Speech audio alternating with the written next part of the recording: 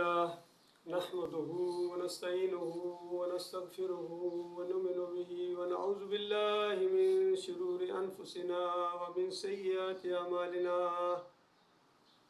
من يهد الله فلا مضل له ومن يضلل فلا هادي له وأشهد أن لا إله إلا الله وأشهد أن محمدا عبده ورسوله أما بعد فأعوذ بالله من الشيطان الرجيم بسم الله الرحمن الرحيم فذكر إن نفعت الذكرى سيذكر من يخشى ويتجنبها الأشقى الذي يصلى النار الكبرى ثم لا يموت فيها ولا يحيا قد أفلح من تزكى وذكر اسم ربه فصلى بل تؤثرون الحياة الدنيا والآخرة خير وأبقى إن هذا لفي الصحف الأولى صحف إبراهيم وموسى۔ یہ قرآن حکیم کی سورۃ الاعلیٰ ہے۔ یہ وہ سورہ ہے جو ابھی میں نے صلاۃ الجمعہ پڑھاتے ہوئے اس کو پہلی رکعت میں پڑھا۔ دیکھیے عربی ہماری زبان نہیں ہے، ہمارے بھائیوں کی اکثریت ان کو سمجھ نہیں آتی کیا پڑھا گیا اور کیا سنا گیا۔ یہ وہ کتاب ہے جو عربی زبان میں نازل ہوئی، عربوں کے سامنے نازل ہوئی، اور اس کتاب نے وہ سارا انقلاب برپا کیا تھا جو آج آپ سنتے ہیں۔ اسلامی تاریخ، ایک بہترین تاریخ جو آپ بیان کرتے ہیں وہ اس کتاب کی وجہ سے ہے۔ آخری نبی صلی اللہ علیہ وآلہ وسلم کی جو جتنی بندگی کے لحاظ سے آپ تعریفیں کرتے ہیں، ان کے اخلاق کی جتنی بھی آپ تعریفیں کرتے ہیں، وہ اس کتاب کی وجہ سے۔ اور اس کتاب کے ذریعے اللہ تعالیٰ نے اپنے نبی محمد صلی اللہ علیہ وآلہ وسلم کی رہنمائی فرمائی، ان کو ہدایت دی اس کتاب کے ذریعے۔ اور یہ صرف ان عربوں کے لیے نہیں تھی، بلکہ نبی علیہ السلام نے اس کتاب کے بارے میں فرمایا۔ عمر بن خطاب رضی اللہ تعالیٰ عنہ اس کے راوی ہیں، اور انہوں نے اپنی خلافت کے زمانے میں جب مشرق اور مغرب میں مسلمانوں کا دبدبہ ہے، رعب ہے، اسلامی مملکت پھیل رہی ہے، کوئی طاقت ایسی نہیں ہے کہ جو اس کے ساتھ ٹکر لینے کے لیے آگے بڑھ سکے۔ اور اس وقت لوگوں کی تعلیم کے لیے چونکہ بہت ہی زیادہ فہم و فراست والے تھے عمر بن خطاب رضی اللہ عنہ، کہا لوگوں سنو اس بات کو کہ تم صرف اس لیے بہترین امت ہو کہ لوگوں کو نیکی کا حکم دیتے ہو، برائیوں سے منع کرتے ہو، اور خود پکے مومن ہو۔ قرآن کی وہ آیت پڑھی اور پھر فرمایا کہ میں نے اپنے ان کانوں سے نبی صلی اللہ علیہ وآلہ وسلم کو فرماتے ہوئے سنا ہے کہ ان اللہ یرفع بہذا الکتاب اقوام، کہ اللہ تعالیٰ قوموں کو اس کتاب کی وجہ سے بلندی عطا فرماتا ہے۔ یعنی تجھے آج، تم لوگوں کو آج جو بلندی ملی ہے یہ اس کتاب کی وجہ سے ہے۔ وَجَزَوْا بِالْآخِرِينَ، اور دوسروں کو جو اس کتاب کو نہ مانے، اس کتاب کو پسے پشت ڈال دیں، اس کی تعلیمات کو کوئی وقت نہ دیں، تو اگر وہ اس سے پہلے اللہ نے ان کو بلندیوں پر بھی لے کے رکھا ہوا ہے تو وہاں سے گرائے گا اور پستیوں میں لے کے جائے گا۔ تو دیکھو کتنی سچی بات ہے۔ یہ پوری بات ثابت ہوئی اور پوری دنیا میں یہ بات ہوئی کہ کس طریقے سے وہ بھیڑ بکریاں چرانے والے، بان کی جوتیاں پہننے والے، اور اکثریت ان پڑھوں کی تھی، اکثریت، بہت تھوڑے لوگ تھے جو پڑھے لکھے ہوتے تھے، اکثریت آپس میں جو لین دین بھی کرتے تھے وہ آپس میں کہتے تھے اتنے اتنے اور پھر اتنے لے لو، گنتی بھی ان کو گننا اکثریت کو نہیں آتی تھی۔ اور اللہ تعالیٰ نے اس کتاب کے ذریعے ان ان پڑھوں کو اٹھایا اور دنیا کا امام بنا دیا۔ اور کیسر و کسریٰ جو اس دور کی سپر پاورز تھیں، بہت بڑی طاقتیں تھیں، فوجی قوت تھی ان کے پاس، اسلحہ تھا ان کے پاس، اور اس کتاب کے ماننے والوں کے ساتھ جب ٹکر لی تو بلندیوں سے کہاں گرے ہیں، آ کے غلام بنے ہیں اور باج گزار بنے ہیں، اور ان سے جزیہ لیا جاتا تھا۔ اللہ کے بندو، یہ چیزیں اس زمین کے اوپر ہوئی ہیں، اور آج بھی یہ کتاب اپنی اصلی حالت میں موجود ہے۔ یہ اللہ کا فضل ہے، اس کا احسان ہے کہ اس نے اس کی حفاظت کا ذمہ لیا ہے۔ فرمایا ہم نے اس کو نازل کیا ہے اور ہم ہی اس کے محافظ ہیں۔ اس سے پہلے جو کتابیں نازل ہوتی رہی انسانوں کی رہنمائی کے لیے، اس کے اندر ان کے ماننے والوں نے بعد میں تحریف کر دی، کتاب کے پیچھے چلنے کی بجائے کتاب کو پسے پوئی ڈال کر گویا کتاب کو اپنے مطابق چلانے کی کوشش کی، اور ان کے اوپر پھر اللہ کا غضب نازل ہوا، اور بتایا ان کو کہ اہل کتاب تم کسی چیز کے اوپر نہیں ہو جب تک اس تورات کو اور انجیل کو نافذ نہ کرو۔ اگر نافذ نہ کرو تو پھر تم اللہ کے پیارے نہیں ہو، اللہ کے چاہتے نہیں ہو۔ اور بالکل یہی معاملہ آج اس آخری امت کو جن کے پاس یہ کتاب موجود ہے، جب تک یہ اس قرآن کو اپنے اوپر نافذ نہیں کرتے ہیں، یہ کسی چیز کے اوپر نہیں ہے، ان کی کوئی ویلیو نہیں ہے اللہ کے نزدیک۔ یہ پڑھتے رہے نمازیں، عمرے کرتے رہے، بھوک اور پیاس سے یہ مرے جائیں اور حج کریں، جو مرضی کریں، ان کی کوئی ویلیو اللہ کے پاس نہیں ہے اگر اس کتاب کو یہ نافذ کرنے کا ارادہ ہی نہیں رکھتے۔ کوئی حیرت سے پوچھ سکتا ہے کہ آخر معاملہ کیا ہے؟ یہ جو صورتیں آپ نے پڑھی ہیں جمعہ کی صلاۃ کے اندر، یہی صورتیں ہم نے پچھلے جمعہ میں جب پڑھی تھی فلاں مسجد کے اندر، بڑی زبردست مسجد تھی، اور خوشبو اور قالین اور بڑے زبردست انداز سے قرأت کی ہے مخرج کے ساتھ، مولوی صاحب نے یہی صورت پڑھی تھی۔ اور اس کے بعد رمضان کی فضیلت بیان کی ہے انہوں نے، بالکل یہی وہ حدیثیں پڑھی ہیں جو آج آپ نے پڑھی ہیں، کہ انہوں نے بھی یہی بتایا تھا کہ جس نے رمضان کے روزے رکھے ایمان اور احتساب کے ساتھ، الفاظ بھی یہی تھے، اس کے پچھلے تمام گناہ معاف کر دیے جاتے ہیں۔ انہوں نے یہ کہا تھا کہ جس نے رمضان کے اندر قیام کیا ایمان و احتساب، اس کے پچھلے گناہ معاف کر دیے جاتے ہیں۔ انہوں نے بھی یہ بتایا تھا کہ اس مہینہ کی برکتیں ہیں، فضیلت ہے، اور آخری عشرے کے اندر لیلۃ القدر ہے۔ اس لیلۃ القدر کی رات کو اگر کسی نے قیام کیا ایمان و احتساب، یہی روایت پڑھی تھی انہوں نے بھی، اور اس کے پچھلے گناہ معاف کر دیے جاتے ہیں۔ تو آخر آپ کا اختلاف کیا ہے؟ آپ نے یہ ساری مساجد، بڑی بڑی مساجد جس میں ہزاروں کے حساب سے نمازی تھے، اور مسجد کے اندر کیا سین کے اندر اور باہر روڈوں کے اوپر بھی میں نے دیکھا جائے نماز بچھے ہوئے تھے، تو آخر یہ ساری مساجد چھوڑ کے آپ نے یہاں فلیٹ کے اندر یہاں درس دیا اور یہاں جمعہ پڑھا، تو آخر بات کیا ہے؟ تو بات بالکل صاف اور بالکل سادہ ہے، کیونکہ جو چیز مشترک ہے ہم سب کے اندر، وہ بالکل عقیدے کے حد تک ہم سب کا یہی کہنا ہے کہ جس کے عقیدے کے اندر خرابی ہوگی، ایمان کے اندر خرابی ہوگی، وہ اعمال کے پہاڑ لگا دیکھے۔ اس کے ایمان اور عقیدے کی خرابی کی وجہ سے اس کے سارے اعمال برباد کر دیے جائیں گے، ایمان کے ساتھ سارے گناہ معاف کر دیے جاتے ہیں، اور شرک کے ساتھ، بدعقیدگی کے ساتھ سارے نیک اعمال برباد کر دیے جاتے ہیں۔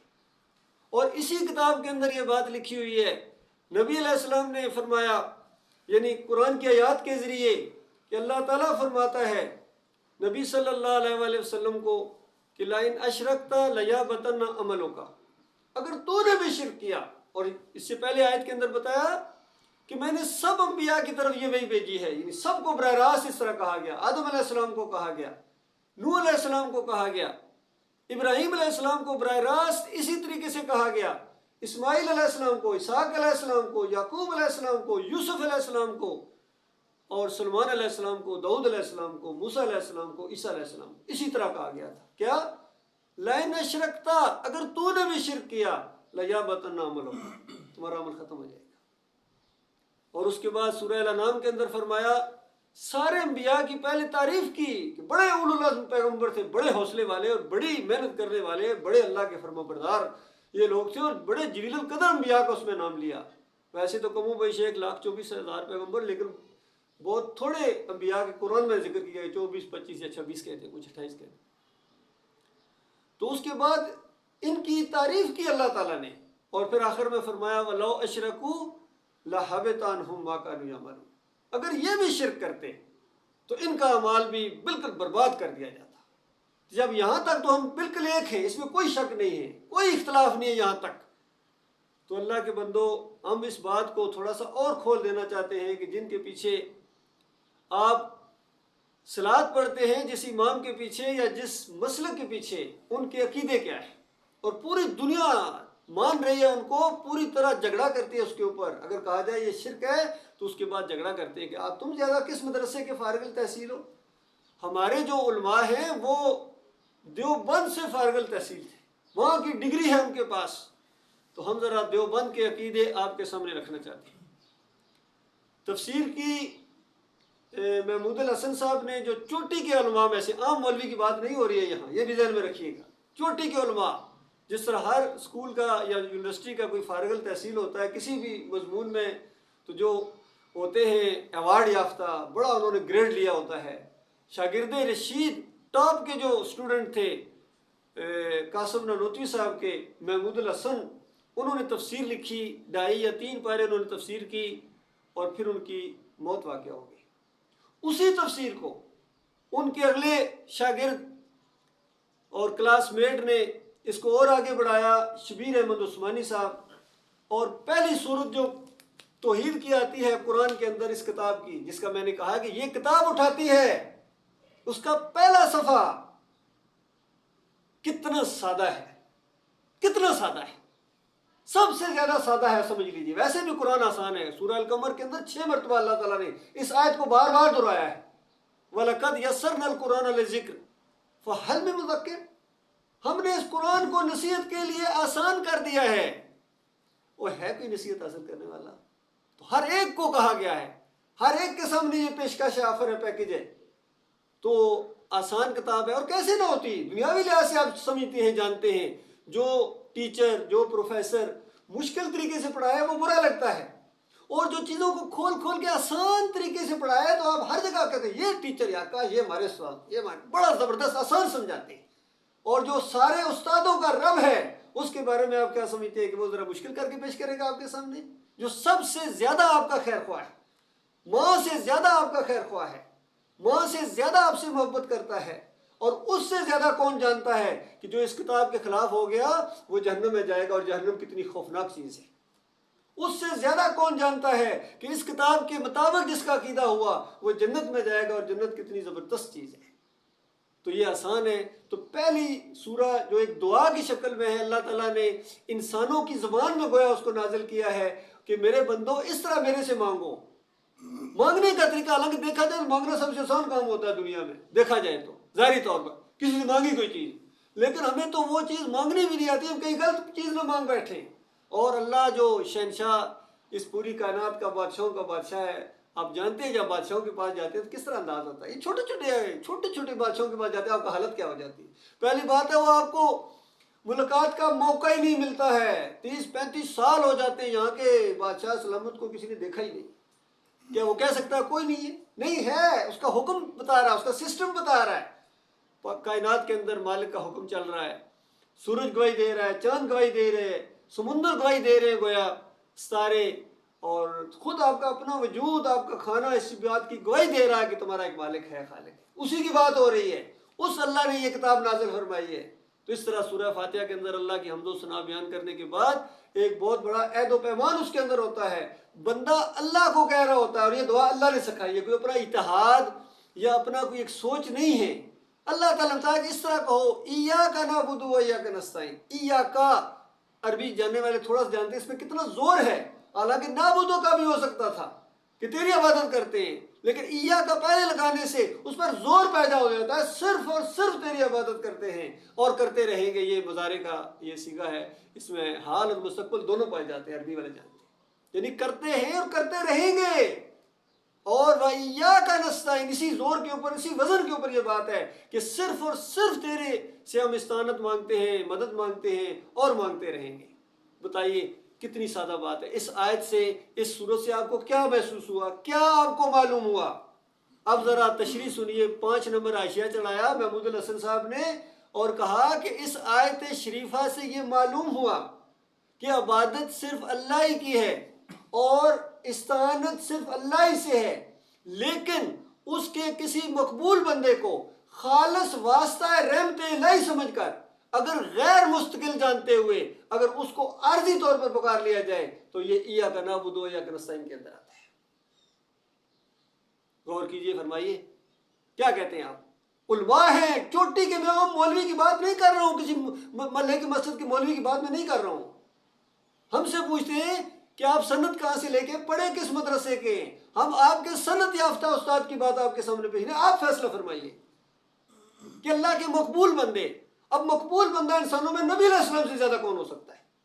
تو گویا حضرت صاحب یہ کہہ رہے ہیں کہ اگر یا رسول مدد کہہ لیا جائے عارضی سمجھ کر غیر مستقل جانتے ہوئے تو اس کے بعد یہ ایاک نعبد و ایاک نستعین کے اندر آتا ہے۔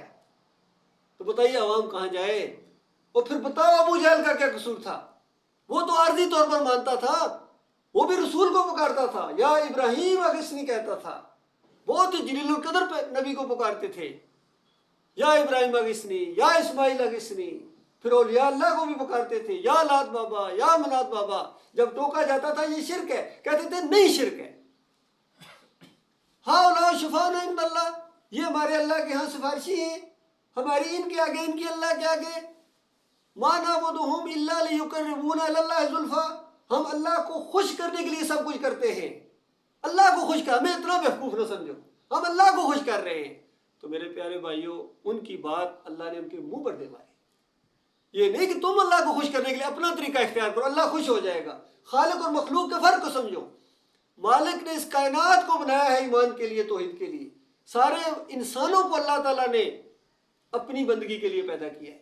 وَمَا خَلَقْتُ الْجِنَّ وَالْإِنسَ إِلَّا لِيَعْبُدُونِ، کہ ہم نے جنوں اور انسانوں کو اپنی بندگی کے لیے پیدا کی۔ جس مقصد کے لیے وہ پیدا ہوئے ہیں اسی مقصد کے اوپر زور دیا جا رہا ہے۔ بندہ اپنے اللہ کو کہہ رہا ہے کہ اللہ میں تیری بندگی کرتا ہوں، تو نے مجھے اپنی بندگی کے لیے پیدا کیا، میں تیری بندگی کرتا ہوں اور تجھ سے مدد مانگتا ہوں۔ یعنی یہ بندگی کرنے میں بھی گویا مجھے مدد چاہیے، ورنہ میں تیری بندگی بھی نہیں کر سکوں گا، میں کہیں کسی اور کی نہ کرنا شروع ہو جاؤں۔ تو میری مدد فرما میرے مالک، جس طرح ایک دعا کے اندر آتا ہے اللہ معینی علی ذکر کا و شکر کا و حسن عبادت کا۔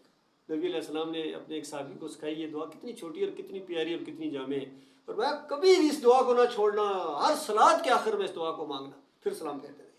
اللہ معینی، اے میرے مالک میری مدد فرما، اللہ ذکر کا، اچھے طریقے سے تیرا ذکر کروں، وہ شکر کا، اچھے طریقے سے تیرا شکر کروں، وہ حسن عبادت کا، اور تیری عبادت بہترین طریقے سے میں کروں، میرے مالک میری مدد فرما۔ تو دیکھیے کیسی دعائیں، کتنا ربط ہے ان دعاؤں کے اندر اور قرآن کے اندر، قرآنی دعاؤں کے اندر اور قرآن کے مضمون کے اندر۔ اور کیوں نہ ہو، عائشہ رضی اللہ تعالیٰ عنہ سے پوچھا گیا ام المومنین نبی علیہ السلام کا اخلاق کیسا تھا؟ یہ بات آپ پوچھتے تھے، نبی صحابہ جو تھے وہ تو آنکھوں سے دیکھ چکے تھے، لیکن ذرا تابعین جیسے آگے لوگ آئے تو بہت شوق تھا ان کا، پوچھتے تھے نبی علیہ السلام کا اخلاق کیسا تھا؟ تو انہوں نے کہا بیٹے قرآن نہیں پڑھا ہے؟ جو قرآن تو پڑھا ہوا ہے۔ تو کہا یہی تھا نا، سب سے زیادہ اس قرآن کے اوپر عمل کرنے والے نبی علیہ السلام تھے۔ جن چیزوں سے اللہ نے منع کیا سب سے زیادہ رکنے والے تھے، جن چیزوں کا حکم دیا سب سے زیادہ اس حکم کی فرما برداری کرنے والے تھے۔ تو یہ میرے بھائیو یہ بات ہے کہ یہ مسئلہ ہے، یہ عقیدے کا مسئلہ ہے، یہ توحید کا مسئلہ ہے، ورنہ ہمارا کوئی ایسا کوئی جھگڑا نہیں ہے۔ یقین کیجئے ہم اسی اللہ کے پیدا ہوئے ہیں، ان کو بھی اللہ نے پیدا کیا ہے، انہوں نے بھی مرنا، ہم نے بھی مرنا ہے، اور یہ ہم سب یہ بات بھی جانتے ہیں کہ ایک مرتبہ زندگی ملی ہے، یہ بار بار نہیں، آپ کا جنم جنم کا معاملہ نہیں ہوگا، ایک مرتبہ امتحان میں ڈالے گئے ہو۔ اگر ایک مرتبہ یہ موقع ہاتھ سے نکل گیا اور آپ کے عقیدے کے اندر آخری سانس لی اور اس میں چلو ایک شرک رہ گیا، آدھا شرک رہ گیا، بتاؤ تمہارے اعمال کا کیا بنے گا؟ تجدید دارو اور روزے دارو اور عمرہ کرنے والوں، حج کرنے والوں، خیرات اور صدقات کے لیے اپنی جیبیں اور بوریاں خالی کر دینے والوں، بتاؤ اگر آخری سانس آ رہی ہے اور تمہارے عقیدے میں شرک ہے تو بتاؤ پھر کیا ہوگا؟ واپس تو نہیں آ سکو گے۔ آپ کے قریب دوست، بیوی، بچے، بھائی بہنیں، ماں باپ آپ کے قریب ہوں گے، ان کو کچھ نہیں پتا چلے گا، اور فرشتے آئیں گے اور یہاں سے مارنا شروع کریں گے، یہاں سے مارنا شروع کریں گے، تھوڑا لیا گرز اندازہ لگائیے، اور اس کے بعد ہمیشہ تک جب تک قیامت قائم نہیں ہوگی وہاں اوپر عذاب ملتا رہے گا، اور جب قیامت قائم ہوگی اسی نقطے پر فیصلہ ہونا ہے کہ کس نے اللہ کے ساتھ وفا کی ہے اور کون بے وفا نکلا۔ کیونکہ باتیں بڑی سادہ ہیں کہ اللہ تعالیٰ آپ سے اتنا مطالبہ نہ کرے، اللہ کے بندوں میں بار بار ہمیشہ اپنے درس میں یہ بات کہتا ہوں کہ اللہ تعالیٰ آپ سے اتنا بھی مطالبہ نہ کرے کہ جب قرآن پڑھیں اور اس کی تفسیر آپ کے سامنے ہے. ایک طرف اللہ کی بات ہے کہ اللہ کی بندگی ہے اور اللہ سے مدد ہے، اور اس کے بالکل دائیں طرف مولوی صاحب کی بات ہے، علامہ صاحب کی بات ہے، مفتی صاحب کی بات ہے. وہ کہتا ہے اللہ کے بندوں کو پکارنا بھی اللہ ہی کو پکارنا ہے. تو کیا اللہ آپ سے اتنا بھی مطالبہ نہ کرتا کہ میرے اللہ کی بات سچی ہے، مولوی کی بات جھوٹی ہے، بس میرا اس مولوی سے کوئی تعلق نہیں جسے شرک پھیلائے. اتنا مطالبہ ہے. اس کو قرآنی زبان کے اندر کفر بالطاغوت کہتے ہیں کہ طاغوت کا کفر کرو، جس نے بھی آپ کو اللہ سے پھیرا ہے، جس نے بھی، اور وہ شرک کا دائی بنا ہے اور پھر مر گیا. اگر ہاں جب تک زندہ ہے چانس موجود ہے، آپ جا کے کہہ سکتے ہیں، ہر انداز سے سمجھا سکتے ہیں کہ حضرت صاحب دیکھو کیا ہو گیا ہے. بندوں کو پکارنا اللہ کو پکارنا کیسے ہوگا؟ اتنی سادہ سی بات ہے. اللہ کو پکارنا اللہ کو پکارنا ہے. اور پھر اور آگے دیکھا حکیم الامت، اسی مسلک کے حکیم الامت، امت کے حکیم. ہماری مسلمانوں کی قوم کے، ہمارے خاص کر پاکستانی کے دو حکیم ہیں حکیم الامت، ایک اشرف علی تھانوی صاحب اور ایک علامہ اقبال صاحب، جن کو قومی لیول پر حکیم الامت کے لقب دیے گئے ہیں. امت کے حکیم. تو امت کے حکیم اشرف علی تھانوی صاحب لکھتے ہیں سورہ زمر کی آیت کی تشریح میں کہ جہاں اللہ تعالیٰ کہتا ہے کل یا عبادی الذین اسرفوا علی انفسہم، کل یا عبادی، کہو میرے بندو. تو یہاں اللہ نے آزمائش رکھی آپ کی. تو انہوں نے ترجمہ یہ کیا کہ نبی تم اپنی طرف سے کہو کہ میرے بندو اللہ کی رحمت سے مایوس نہ ہو. تو نتیجہ یہ نکالا انہوں نے کہ اللہ کے بندوں کو نبی کا بندہ کہا سکتا ہے، قرآن میں لکھا ہوا ہے. بتائیے، سارے قرآن سے اپنے شرک کو ثابت کر رہے ہیں. وہ کہتے ہیں اللہ کے بندوں کو پکارنا اللہ ہی کو پکارنا ہے. تو کیوں نہ یہ پکارے، پکارو یا رسول اللہ، پکارو یا علی مدد، پکارو یا محی الدین چشتی، پار لگا دو کشتی. قوم پکار رہی ہے. علماء کے فتوے موجود ہیں. آپ قرآن پیش کریں، وہ علماء کے فتوے پیش کرتے ہیں آپ کو. اس کے بعد دوسرا بڑا گروہ پایا جاتا ہے سواد اعظم جسے کہتے ہیں، سنی جسے کہتے ہیں، یا بریلوی جسے کہتے ہیں.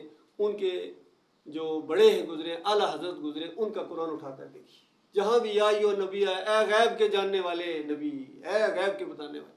اور وہ بھی یہی فتویٰ دیتے ہیں کہ اللہ کے بندے نیک بندے ہیں، ان کو پکارنا اور ان کے سامنے جھکنا یہ سارے اللہ ہی کی بندگی ہے.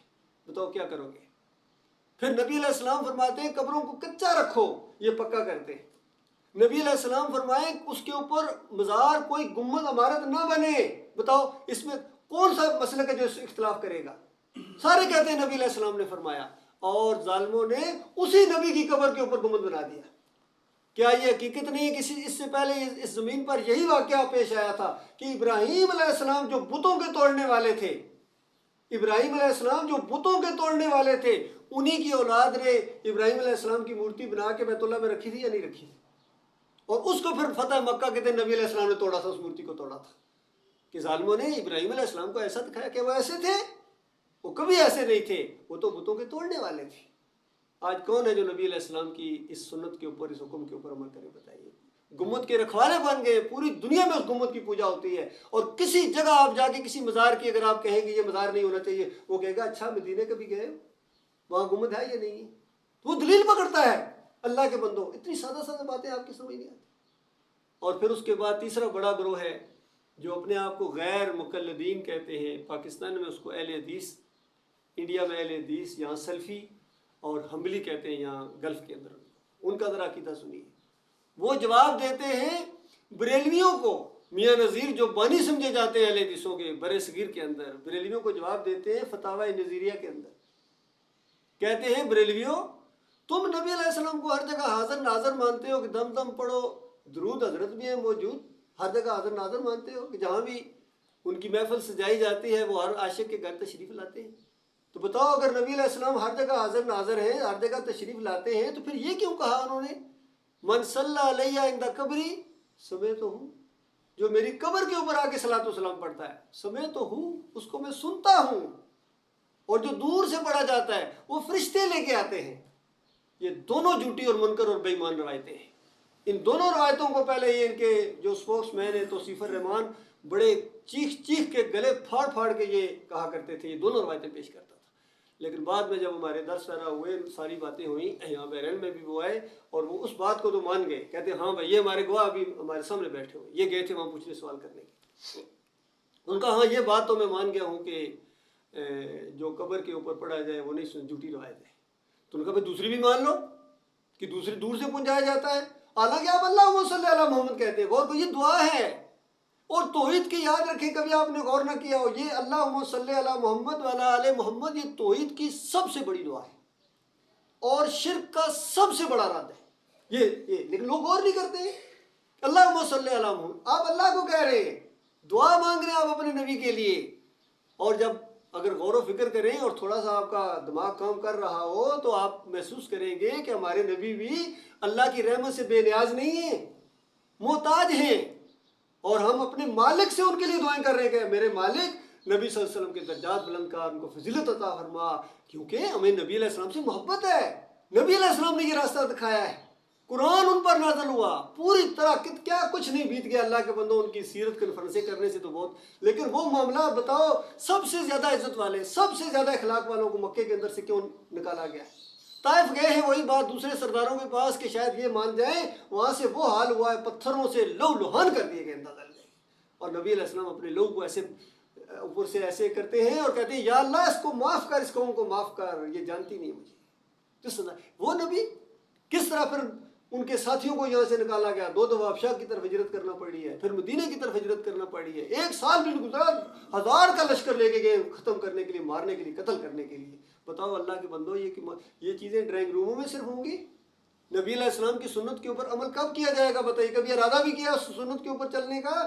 وہ توحید کی دعوت آپ دیں گے تو آپ کے ساتھ یہی ریئیکشن ہوگا، اس دعوت کی یہ سنت ہے، اور اگر یہ کام نہیں کریں گے، بالفرض مشکل کام ہے، نہیں کر سکتے، تو پھر مالک کی عذاب اور پکڑ کے لیے بالکل تیار ہو جائے۔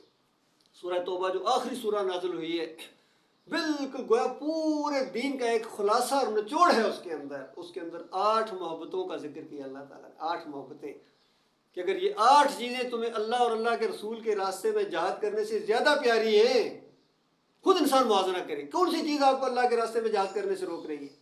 مالک نے ایک ایک کے اوپر انگلی رکھ کے، کیونکہ اس سے زیادہ، مالک سے زیادہ کوئی جاننے والا نہیں ہے، مالک جانتا ہے کیا کیا رکاوٹیں ہیں۔ کہا کہ اگر تمہارے بیٹے، اگر تمہارے بھائی، اگر تمہارے والدین، اگر تمہاری بیگم صاحبہ، اگر تمہارے چلتے ہوئے کاروبار اور وہ بڑے بڑے بنگلے اور ویلاز جن کو بھی زبردست طریقے سے بنانے کا اور رہنے کا بڑا شوق ہے، اگر یہ چیزیں رکاوٹ ہے اللہ اور اللہ کے رسول کے راستے میں جہاد کرنے سے، تو بس پھر انتظار کرو، تھوڑا سا انتظار کرو، اپنی موت کا انتظار کرو، مرنے کے ساتھ ہی تمہیں پتہ چل جائے گا بے ایمان منافق تھے اور دوغلے تھے، اس بات کی طرف تم نے قدم ہی نہیں رکھا جس کے لیے پیدا کیے گئے تھے، پوری زندگی یا نبی کہتے رہے، اور نبی علیہ السلام کی جو سب سے پہلی سنت ہے اس کے اوپر آپ نے عمل نہیں کیا۔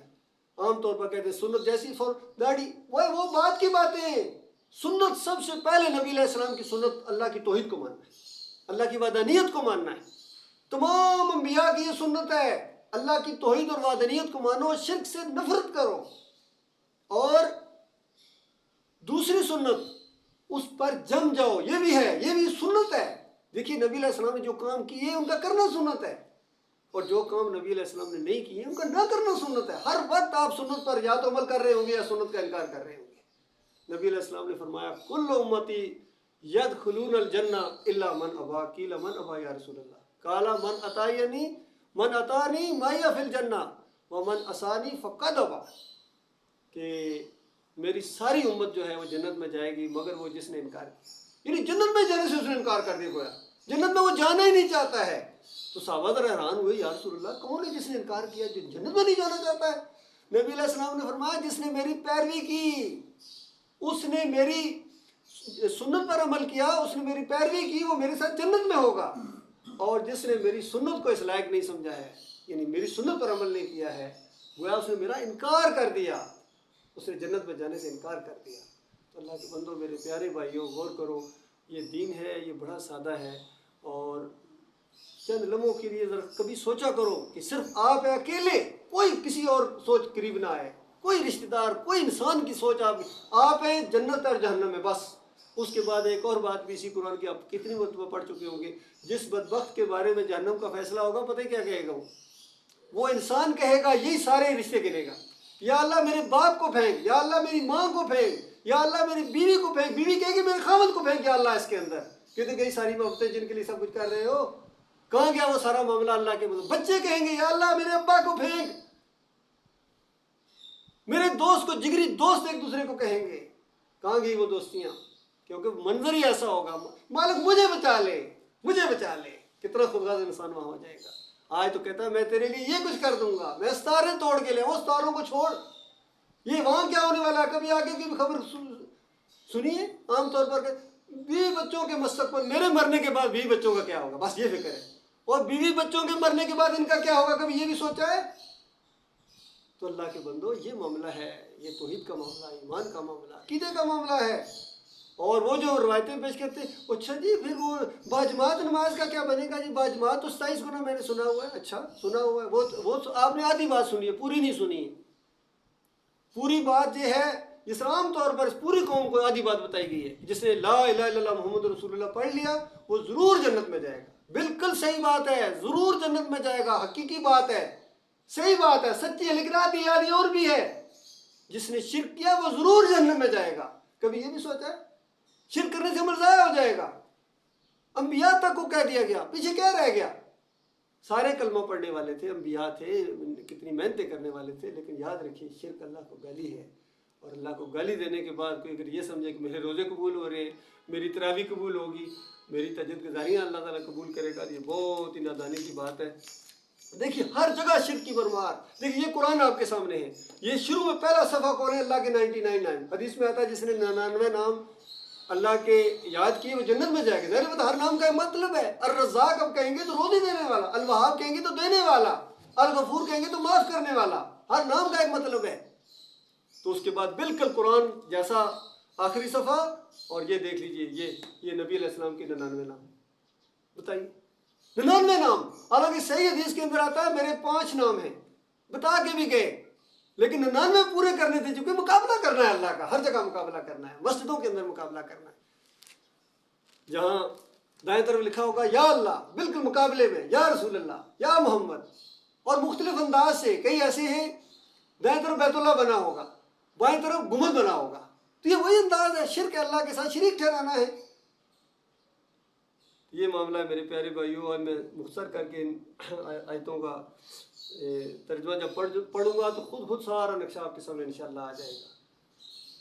فرمایا آپ نصیحت کرتے رہیے، اور اس وقت نصیحت کریں جب اس کی کچھ فائدہ دینے کی، پیچھے دوڑنے کی ضرورت کوئی نہیں ہے، جب آپ محسوس کریں کہ یہ اس کو فائدہ ہوگا نصیحت کریں، اور نصیحت وہی کرے گا جو اللہ سے ڈرنے والا ہے، جس کے دل میں اللہ کا وقار ہے، اللہ کی عزت ہے، وہ اس کو مانے گا، دوسرا نہیں مان سکتا ہے۔ جن کے دماغوں کے اندر علماء کی نہیں جی بہت بڑے عالم ہیں، بہت بڑے عالم ہیں جی، انہوں نے یہ کہا ہے، بہت بڑے ڈگری والے تھے، اچھا پھر اللہ اکبر کیوں کہتے ہو؟ جب وہ بہت بڑے تھے پھر اللہ اکبر کیوں کہتے ہو؟ اللہ بہت بڑا ہے کہ اللہ سے بھی بڑے تھے؟ اللہ نے یہ بتا دیا، آپ کے اس کے مقابلے میں کسی اور نے کوئی اور بتا دیا، تو بتاؤ کس کو رب مانتے ہو؟ جب اسی سورہ توبہ کی جب وہ آیتیں اتنی اتخذوا احبارهم ورهبانهم اربابا من دون اللہ، ان اہل کتاب نے اپنے علماء اور مشائخ کو اپنا رب بنا لیا، تو عدی بن حاتم تائی عالم دین وہ پوچھنے آئے نبی علیہ السلام سے، یا رسول اللہ، اللہ تعالیٰ تو یہ کہہ رہا ہے کہ ہم نے اپنے علماء، کیونکہ اہل کتاب تھے ایمان لائے تھے، تو یہ تو ہم نے کبھی اپنے علماء کو اپنا رب نہیں مانا۔ تو نبی علیہ السلام نے کہا عدی کیا ایسا نہیں ہوتا تھا کہ اللہ کی کتاب کسی چیز کو حلال قرار دے، تمہارے علماء اس کو حرام قرار دیں، یا اللہ کی کتاب حرام قرار دے، تمہارے علماء حلال قرار دیں، تو کس کی بات مانتے تھے؟ فتویٰ کس کا چلتا تھا؟ ان کا علماء کی بات مانتے تھے۔ فرمایا یہی رب ماننا ہے، یہ رب ماننا ہے، آپ مت کہیں میں نے کسی کو رب نہیں مانا۔ اور یاد رکھیں یہ جو کہتے ہیں نا کہ مرنے کے بعد اوپر جا کے جو 3 سوال ہونے ہیں، پہلے من ربک، من ربک کا جواب آپ نہیں دے سکیں گے، الگ ظاہر لگتا ہے بڑا سادہ، جیسا فرشتہ کہہ کہ من ربک، میں کہوں گا اللہ ربی، میں فوراً کہہ دوں، اور نہیں کہہ سکو گے، نہیں کہہ سکو گے کہ دنیا میں اللہ کو رب نہیں مانا ہے۔ تو صحیح مانو، رب مانو، اللہ کی بات ایک طرف، پوری دنیا کے علماء کی بات دوسری طرف ہو، ان کو ٹھوکر مارو اور کہو میرے رب کی بات سچی ہے، یہ اللہ کو ماننا ہے، یہ ایمان باللہ ہے۔ اور پھر اللہ کے نبی کی بات ہو اور پھر پوری دنیا کے علماء دوسری طرف کہیں تو سب کو ددکار دو اور کہو میرے نبی کی بات صحیح ہے، یہ رسول کا ماننا ہے۔ نبی علیہ السلام نے فرمایا اقرأ القرآن ولا تأکلوا بہ، قرآن پڑھو پڑھاؤ لیکن اس کو روٹی کمانے کا ذریعہ نہ بنانا۔ یہ نبی نے کہا کہ میری بات ہے۔ نبی علیہ السلام نے فرمایا مؤذن اس کو رکھو جو اجرت نہ لے، یہ نبی علیہ السلام کی بات ہے۔ یہ فتویٰ ایک دفعہ کسی نے سوال کیا عبداللہ بن باز مفتی اعظم سعودی عرب کو، اندازہ لگے، ریٹن انٹرنیٹ پر موجود ہے، اس نے کہا میں اذان دیتا ہوں، تنخواہ لیتا ہوں، اور مجھے کسی نے بتایا کہ آپ اذان لیتے ہیں، یہ حرام ہے، ناجائز ہے، اور آگے جا کے تمہیں کچھ بھی نہیں ملے گا. یہ سوال لکھا اس نے، اندازہ لگائی. اور مفتی صاحب نے آگے سے جب جواب دیا تو حدیث کے حوالے سے دیا کہ یہ نبی علیہ السلام نے فرمایا مؤذن اس کو رکھو جو اجرت نہ لے. یعنی گویا تمہیں صحیح کہا جا رہا ہے، لیکن آگے جا کے اسی فتوے کے اندر کہ نہیں یہ تو بہت تھوڑی ہے، تمہیں آگے جا کے بڑا اجر ملے گا، یہ بسکٹ لے لیا کرو، کوئی سے مسئلہ نہیں. مفتی اعظم، کیونکہ مفتی اعظم خود جو لے رہے ہیں وہ کیسے کہہ سکتے حرام ہے؟ دوسرے بندے پکڑ لیں گے. حضرت صاحب آج تو 60,000 ریال اندازہ لگائی، ایک خبر آئی تھی 60,000 ریال اس کی تنخواہ تھی. کہتا ہے میری تنخواہ بناؤ، اس سے گزارا نہیں ہوتا. مفتی صاحب کا یہ سارے یہی کرتے ہیں. فضل الرحمان سے کسی نے پوچھا کہ آپ کا ذریعہ معاش کیا؟ کہتا ہے اللہ کا بڑا فضل ہے، اللہ کا بڑا فضل ہے. بھائی کام کیا کر رہے ہو یہ پوچھو، اللہ کا بڑا فضل ہے، مال آ رہا ہے، مال آ رہا ہے، ہر طرف سے مال. طاہر القادری بھی یہ کہہ رہے ہیں. سارے مسئلے کس پر اطاعت کر لیے انہوں نے اللہ کی کتاب کے خلاف. 28 آیتیں ہیں قرآن کی اجرت کے خلاف، بے شمار حدیث ہیں، نبی علیہ السلام کی پوری زندگی آپ کے سامنے ہے، صحابہ کرام کی پوری زندگی آپ کے سامنے ہے. اس طرح یہ فراڈیے یہ لوگوں کا مال کھاتے ہیں، لوگوں کو اللہ کے راستے سے روکتے ہیں. یہ توحید کی دعوت انہوں نے سب سے پہلے یہ آگے کھڑے ہو جائیں گے کہ یہ غلط گستاخ ہے، یہ ہے وہ ہے. کیسے کیسے لقب دیتے ہیں، کیسے کیسے فریب کے ساتھ آپ کے سامنے آتے ہیں. تو اللہ کے بندو کل یہ نہیں بچائیں گے، کل انہی کے ساتھ ہمیشہ کی آگ میں رہنا پڑے گا. اور چیخو گے، چلاؤ گے، لانتیں بھیجو گے، بیوی لعنت بھیجے گی، بیوی بچے لعنت بھیجیں گے کہ بے ایمان دنیا کے لیے کس طرح تم نے ہمیں سکون دیا ہے، سارے معاملات کیے، یہاں لے آئے آگ کے اندر. اور پھر یہ سارے منظر بھی چونکہ سامنے ہوں گے، سب دکھایا جائے گا. تمہیں یہ بتایا تھا، تمہارے کانوں نے یہ باتیں سنی تھیں، پھر بھی تم نے آئے اور اس طرح کر دیا اس کو بالکل. یہ سیاسی باتیں جی ہوتی رہتی، جس طرح سیاسی لوگ آپس میں لڑتے رہتے ہیں، یہ مولوی بھی آپس میں لڑتے رہتے ہیں. کوئی کیا کہتا ہے جی، کوئی کیا کہتا ہے جی، پتہ کوئی نہیں چلتا کہاں کیا مسئلہ ہے جی، کوئی سمجھ نہیں آتی. اچھا روٹی کھاتے ہوئے سمجھ آ جاتی ہے. کبھی آپ نے اللہ کا دیا کان کی طرف ڈالا ہے، کبھی ناک کی طرف ڈالا ہے، یا آنکھوں کی طرف سے گھسانے کی کوشش کی ہے؟ وہاں تو مزے لے لے کے چٹکارے لے لے کے کھاتے ہو. کبھی سوچا ہے اس نے کیوں پیدا کیا ہے، وہ روزی کیوں دے جا رہا ہے، ہوائیں کیوں چلا رہا ہے، بہترین گھر میں رکھا ہوا، بہترین سٹیٹس دنیا کے اندر، بہترین مخلوق تمہیں بنایا ہے، تمہیں اس نے اپنے لیے بنایا ہے، پوری کائنات کو تمہارے لیے بنایا ہے. یہ جو کہتے ہیں کہ پوری کائنات نبی علیہ السلام کے لیے بنی ہے، قرآن کے انکاری ہیں. اللہ تعالیٰ فرماتا ہے تمہارے انسانوں، تمہارے سب تمہارے لیے میں نے اس پوری دنیا کو بنایا. سورج تمہاری خدمت کر رہا ہے، چاند تمہاری خدمت کر، ہوائیں تمہیں خدمت کر رہی ہیں، یہ تمہارے نوکر ہیں، جیسا سمجھ لو بیٹ مین ہے تمہارے، اس طرح خدمت کر رہے ہیں. اور تمہیں اللہ نے اپنے لیے بنایا ہے. تم اللہ کے سامنے جھکو گے، اللہ کی تعریفیں کرو گے، اللہ کی توحید بیان کرو گے، اس کے کلمے کو بلند کرنے کے لیے اپنی حد تک کوشش کرو گے، جان لگاؤ گے، مال لگاؤ گے. فرمایا جس کے دل میں ذرا بھی ڈر ہے اللہ کا، اللہ کی عزت ہے، وقار ہے، وہ اس کو مانے گا. اور وَيَتَجَنَّبُهَا الْأَشْقَى، بڑا ہی بدبخت ہوگا جو سادہ سی بات کو انکار کر دے گا. الَّذِي يَصْلَى النَّارَ الْكُبْرَى. انکار کرنے کے بعد معاملہ ختم نہیں ہو جائے گا. مالک فرماتا ہے اچھا انکار کرنے کے بعد دیکھو الَّذِي يَصْلَى النَّارَ الْكُبْرَى، وہ بہت بڑی آگ میں ڈالا جائے گا. ویسے آگ کے اندر کیا کافی تھا. نبی علیہ السلام نے فرمایا جہنم کی آگ اس دنیا کی آگ سے 70 گنا بڑی ہے، 70 گنا زیادہ تیز آگ ہے. تو صحابہ ڈر گئے، کہا یا رسول اللہ یہ دنیا والی بڑی خوفناک تھی. کسی کو اندازہ لگائے کسی بٹی کے اندر، کسی اسٹیل مل کی جو بڑے بڑے ابل رہے ہوتے ہیں، یہ اسٹیل کے جو پانی کی طرح بنا ہوا، کبھی دیکھا کبھی کسی کے منہ میں اگر ڈال دیا جائے، سر پر ڈال دیا جائے، یا اس کو اٹھا کے اس کے اندر ڈال دیا جائے، اس کی بات چھوڑو، وہ تو بہت بڑی بات ہے. اس میں تو اگر ریل کا انجن ڈالو تو پانی بن جائے گا لمحوں میں. آپ یہ روٹی لینے ہر روز جاتے اس تندور کی طرح دیکھو، اس تندور کے اندر اگر کسی کو جاؤں دیا جائے، اور وہ جو چمنی ہوتی ہے، جو اینٹیں بنانے والا بھٹا ہوتا ہے جس کے اندر سے دھواں نکل رہا ہوتا ہے، اگر اس کو کسی کو اس کے اندر الٹا لٹکا دیا جائے اس کی حالت کیا ہو جائے گی. غور کرو اللہ کے بندے. مالک فرماتا ہے الذی یصلی النار الکبریٰ، بہت بڑی آگ کے اندر اس کو ڈالا جائے گا. ثم لا یموت فیہا ولا یحیا، نہ وہاں مرے گا نہ جیے گا. بتاؤ اس آگ کے اندر جینا بھی کیا جینا ہے، اور موت بھی نہیں آئے گی. اس کیفیت کے اندر ہمیشہ ہمیشہ رہنا پڑے گا. آج چند لمحوں کا یہ مسئلہ ہے. یہ دین کی بات سمجھنا، ایمان کی عقیدے کی بات سمجھنا، خاص کر عقیدہ. صحابہ کہتے ہیں ہم نے پہلے عقیدہ بنایا پھر قرآن کو سمجھا.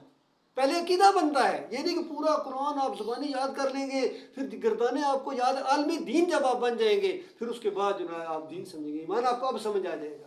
ایسا نہیں ہے، ایسا نہیں ہے. ایمان ایک لمحے کی بات ہے، ایک لمحے کے اندر یہ بس ایسے کرنا ہے، اپنا رخ اللہ کی طرف کرنا ہے. جادوگر آئے تھے مقابلہ کرنے کے لیے موسیٰ علیہ السلام سے، انعام کی لالچ، اور فرعون کہتا ہے تم جیت گئے تو میرے مقربین میں سے ہو جاؤ گے. اندازہ یہ جوش و جذبہ لے کے آئے موسیٰ علیہ السلام کا مقابلہ کرنے کے لیے.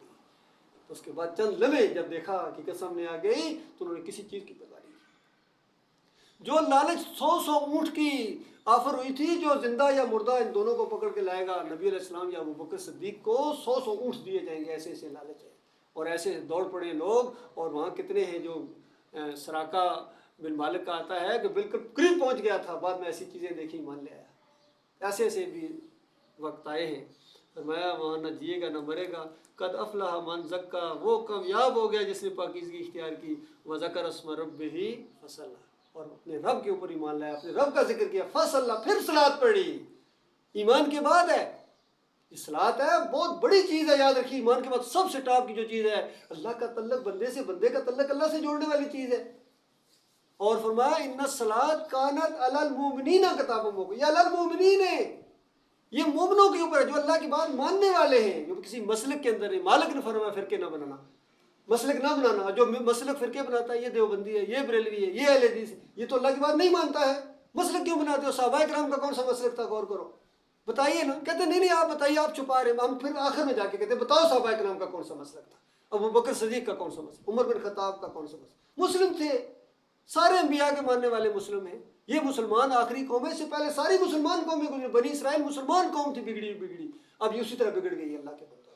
اب اس کی نماز روزے کی نہیں، بلکہ اس کو ایمان کی دعوت دینی، توحید کی دعوت دینی۔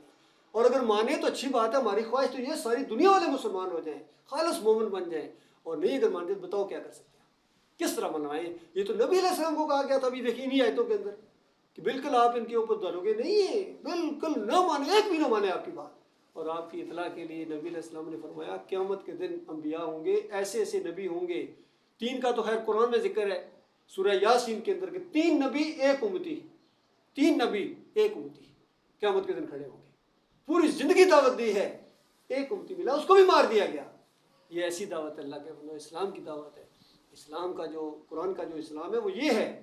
آج ہمیں کون سا اسلام سکھایا گیا کہ بر صغیر میں صوفیہ کی آمد، اور صوفیہ نے دائیں طرف نگاہ اٹھائی 90,000 کو مسلمان کر دیا، بائیں طرف پھونک ماری 90,000 کو مسلمان کر دیا۔ ایسے نگاہ مرد مومن سے بدل جاتی ہے تقدیر، پتہ ایسی ایسی باتیں ہمارے دماغوں میں ڈالی گئی، بچپن میں، اسکولوں میں، گھروں میں، مساجد میں۔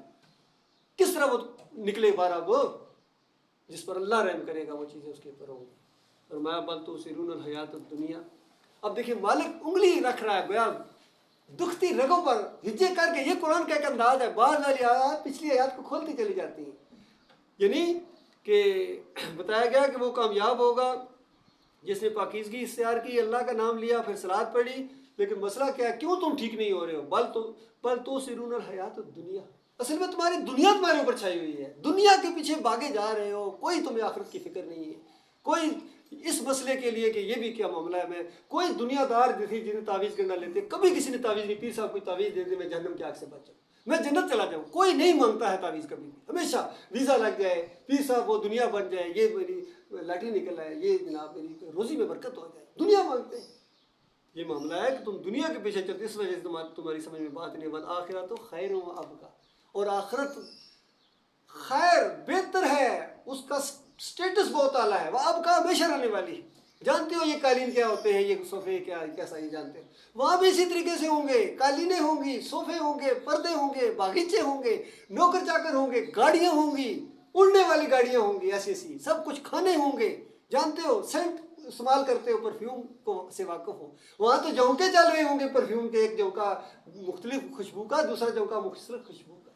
نہروں دودھ اور شہد آج ملتا ہی نہیں، صحیح دیکھا جائے یقین کبھی نہیں آتا کہ اصلی ہے یا نکلی ہے، ہمیشہ خواہش ہوتی ہے کوئی ایسا اصلی مل جائے۔ دودھ اصلی نہیں ملتا ہے، مالک فرماتا ہے اصلی دودھ کی نہریں چلائی دے مالک اپنے بندے، شہد کی نہریں، مشروبات کی نہریں، ڈرنکس کی نہریں۔ اللہ کے بندو ہمیشہ کی جوانی، بیماریاں ختم، یا چھوٹی سی بیماری ہوتی ہے ساری صلاحیتیں ختم ہو جاتی ہیں۔ چھوٹی سی بیماری کمر کی ہو جائے یا دماغ کی تو پھر بالکل ہی ختم ہو جائے، زبان ہو جائے، کان درد کر، ساری صلاحیت ختم آ گئی، ساری خوبیاں۔ اور یہ خوبیاں بھی اللہ نے دی ہوئی، یاد رکھیے۔ آج اگر تھوڑی سی اگر کچھ محسوس ہوتی ہے کہ میرے اندر یہ صلاحیت ہے، اس اللہ کی شکر گزاری کرو، اس مالک نے دی ہے تمہیں۔ اگر وہ آنکھیں نہ دیتا، اندھے کہلاتے معاشرے کے اندر، بتاؤ تمہاری کیا ویلیو ہوتی؟ کون تمہیں رشتہ دیتا؟ وہ اللہ تمہیں سماعت نہ دیتا، تم بہرے کہلاتے، ڈورا ہے، بہرا ہے، کیوں اپنی بیٹی کو زندگی برباد کرو؟ تم اگر بول نہ سکتے، گنگے کہلاتے، تمہیں کون رشتہ دیتا؟ بتاؤ اللہ، کبھی سوچا آپ نے؟ ٹانگ اگر ٹیڑھی ہوتی، لنگڑے کہلاتے، لولے کہلاتے، بتاؤ کون تمہیں نوکری دیتا؟ لولے کو لگڑے کو کون نوکری دیتا؟ یہ ساری چیزیں اس مالک نے دی ہوئی ہیں، اسی کی مالک کی بات سامنے آئے اور پھر بندہ سوچو میں پڑھ جائے، مانوں گی یا نہ مانوں؟ یا میں مشورہ کروں گا، اپنے رشتہ داروں سے مشورہ کروں گا، یہ درس میں نے سنا ہے، میں اس کو مانوں یا نہ مانوں؟ اور تمہاری جان کا مسئلہ ہے۔ فرمایا آخرت خیر و آپ کا ہے، ان ھذا لفی الصحف الاولی۔ یہ بات آج تمہیں پہلی دفعہ نہیں بتائی جا رہی، صحابہ کرام کو گویا بتایا جا رہا ہے، اور ہمیں بھی آج اس قرآن یہی امید دیتا ہے کہ یہ پہلی دفعہ بات نہیں تمہیں بتائی جا رہی کہ آخرت بہتر ہے، آخرت کی کوشش کرو، یہ کرو، عیش کے شوقین، لگژری لائف کے شوقین اس طرف آؤ، جہاد کرو اللہ کے راستے میں، یہ تمہارا مسئلہ ہے۔ روٹی کا تو اس نے ذمہ لیا ہوا ہے، جنت کا کوئی ذمہ نہیں ہے، روٹی کا ذمہ لیا ہوا ہے، اس کے لیے مارے جا رہے ہیں، اور جس کا کوئی ذمہ نہیں ہے اس کی پرواہ نہیں، اللہ خیر کرے گا، اللہ خیر کیا، وہ اللہ دنیا میں موقع تمہیں یہ دنیا دی اسی وجہ سے، تمہاری زندگی اسی وجہ سے کہ یہ کام کرو، فرما برداری کرو اپنے مالک و خالق کی، اس کو ویلیو دو ذرا۔ اپنی جو بڑا انچارج ہوتا ہے کسی ادارے کا، اس کی کو نا پر ٹھیک ہے آپ کی باتیں کچھ تو مانوں گا کچھ میں نہیں مانوں گا، تو ذرا کتنی دیر آپ کو جاب پر رکھے گا؟ میں بتاتا ہوں اللہ کے بندو یہی معاملہ ہے، فَتُؤْمِنُونَ بِبَعْضِ الْكِتَابِ وَتَكْفُرُونَ بِبَعْضِ، کتاب کے کچھ حصے کو مانتے ہو، جو اچھا لگتا ہے مانتے ہو، جو اچھا نہیں لگتا نہیں مانتے ہو، تو یہی آزمائش اس نے رکھی ہے نا، مانتا کون ہے مجھے؟ یہ سارے احکامات اللہ تعالیٰ کے اسی وجہ سے کہ میری بات مانتا کون ہے، مجھے حکیم کون مانتا ہے، دانا کون مانتا ہے، مجھے اپنا رب کون مانتا ہے، مجھے اپنا آقا کون مانتا ہے، خوشی کے ساتھ۔ بلکہ اگر اللہ کے فرما بردار بن گئے ہو تو بالکل دماغ کے اندر یہ کوئی جسیم نہ آ جائے کہ میں بڑا فرما بردار، نہ، اگر زیادہ فرما بردار بن گئے ہو تو اس مالک کا شکریہ ادا کرو، اس نے تمہیں فرما بردار بنایا، اس نے اس لائق سمجھا، اس نے توفیق دیا تب بنے، ورنہ نہیں بن سکتے تھے۔ لا حول ولا قوت، کیا مطلب ہے؟ لا حول ولا قوت الا باللہ۔ کوئی نیکی نہیں کر سکتا جب تک ادھر سے حکم نہ آئے، کوئی برائی سے نہیں بچ سکتا جس کو وہ نہ بچائے۔ جو بچنا چاہتا ہے مالک اس کو بچاتا ہے، جو آگے بڑھنا چاہتا ہے مالک اس کو آگے بڑھاتا ہے، جو پیچھے رہنا چاہتا ہے پیچھے رہے، پھر ٹھیک ہے، بڑھ کے جس نے تھام لیا جا اسی کا کہتے ہیں، یہ آگے بڑھنے والا اللہ خود کہہ رہا ہے مومنو آگے بڑھو ایک دوسرے سے، تمہارا آج دنیا میں مقابلہ ہے، کہتے ہیں ہمارا کمپٹیشن ہے، کہ ہماری کمپنی کا بڑا کمپٹیشن ہے، وہ کمپٹیشن، یہ کوئی کمپٹیشن کی چیز ہے؟ یہ دنیا حقیر، کمپٹیشن کرنا ہے تو مومنوں کے ساتھ کمپٹیشن کرو، یہ میرا مومن بھائی ہے، یہ عمل کرتا ہے، میں اس سے آگے بڑھوں گا۔ اس طرح ابو بکر صدیق اور عمر بن خطاب کا مقابلہ ہوتا تھا آپس میں، یہ مقابلہ تھا۔ فرمایا کہ یہ جو ناس ہے یہ پہلے بھی یہی تھا، وہ جو صحف ابراہیم و موسیٰ، وہ جو ابراہیم علیہ السلام کے قصے سنتے ہو، بڑے انہوں نے یہ کیا، بڑا یہ کیا، اسی وجہ سے انہوں نے کیا، آخرت پر نظر تھی ان کی، وہ اللہ کے محبوب تھے، اس وجہ سے خلیل اللہ بنے ہیں، ایمان کی وجہ سے، بتوں کو توڑنے کی وجہ سے، بتوں کے رکھوالے نہیں تھے جس طرح یہ گنبد کے رکھوالے بن گئے۔ کوئی مورتیوں کا رکھوالا ہے، کوئی ذرا جا کے ان کی توہین کر کے دیکھیں، رکھوالے ہیں اس کی، بڑی بڑی فوجیں تیار ہیں، پولیس تیار ہے، رینجر تیار ہے، بتوں کے رکھوالے، مزاروں کے گنبدوں کے رکھوالے ہیں سارے کے سارے، یہ جبڑ پڑیں گے آپ کے اوپر، ورنہ اگر یہ پیچھے ڈال دیجیے یہ تو کچھ بھی نہیں کر سکتے، میں ان کو دائیں ہاتھ سے بائیں ہاتھ سے ان کو ایسا توڑوں گا ابراہیم علیہ السلام کی طرح، یہ کچھ بھی نہیں کر سکتے، اپنے نفع نقصان کے مالک نہیں ہیں، نہ مورتیاں، نہ تصویریں، نہ گنبد، کوئی بھی نہیں ہے، یہ سب کفر و شرک ہے، اللہ کے ساتھ بغاوت ہے، کلمے کے ساتھ غداری ہے۔ فرمایا صحف ابراہیم و موسیٰ، ابراہیم علیہ السلام اور موسیٰ علیہ السلام کے صحیفے یہی تعلیم دیتے تھے، وہ جو تبدیلیاں آئی ہیں، وہ بڑی جو انقلاب آئے ہیں اس سے پہلے غلبہ اسلام ہوا، وہ اس کتاب کی وجہ سے ہوئے ہیں۔ اس کتاب کو آج بھی مان لو میرے پیارے بھائی، یقین کیجیے سارے آپ کے مسئلے ختم، قوم کے لوگ قرضے چٹکیوں میں حل ہو جائیں گے، یقین ختم ہو جائیں گے، کیونکہ اللہ کہہ رہا ہے کہ اگر تم مجھے مانو میں زمین اور آسمان کے تمہارے اوپر دانے کھول دوں، بتاؤ کدھر گئے تمہارے قرضے؟ آج ڈرے مارے پھرتے ہو دوسروں، اللہ فرماتا ہے وَأَنْتُمُ الْأَعْلَوْنَ إِن كُنتُم مُؤْمِنِينَ، تم سربلند رہو گے اگر تم مومن بنو، مومن بنو، سربلند اللہ کرے گا، اللہ کی بات کبھی جھوٹی نہیں ہو سکتی ہے۔ لیکن دوسری بات اب اللہ کی سچی ہو رہی ہے کہ کتاب کے کچھ حصے کو مانو گے کچھ حصے کو نہیں مانو گے، تو پھر اللہ تعالیٰ سوال کرتا ہے بتاؤ پھر ایسوں کی سزا کیا ہونی چاہیے؟ پھر اللہ خود سزا بتاتا ہے کہ دنیا میں ذلت اور آخرت میں اشد عذاب، یہ قوم اس کے اوپر ہے۔ اور آخر میں یہ آپ کو بتاؤں کہ قرآن کی وہ آیت سورہ یوسف کی 106 نمبر آیت، مالک فرماتا ہے وَمَا يُؤْمِنُ أَكْثَرُهُم بِاللَّهِ إِلَّا وَهُمْ مُشْرِكُونَ، کہ اکثریت اس طرح مجھے مانتی ہے کہ ساتھ ساتھ شرک کرتے ہیں، ساتھ ساتھ شرک کرتے ہیں، بس یہ شرک نکال دو اپنے اندر سے، کہتے ہیں بھائی شرک شرک شرک لگائے، اللہ کے بندوں غور کرو اس کے علاوہ ہے کیا، بتاؤ، ایک دفعہ اللہ کے ساتھ تعلق قائم ہو جائے، ایمان ٹھیک ہو جائے، شرک کو اللہ کی رحمت آئے گی، اللہ کی رحمت جوش میں ہے، وہ تو انتظار میں میری طرف کوئی آئے، اس کی طرف آنے کے لیے تیار نہیں ہے، کوئی دیوبندیت کی طرف کوئی بریلویت کی طرف، کوئی پیر صاحب کی پنڈلیاں دبانے جا رہا ہے، کوئی اہل حدیثیت کے مدرسے سے فارغ تحصیل، وہ اللہ کی طرف کون آ رہا ہے؟ جب اللہ کی طرف آؤ گے پھر اس کتاب کی برکتیں دیکھنا، وہ لہٰذا استغفر اللہ لی و لکم۔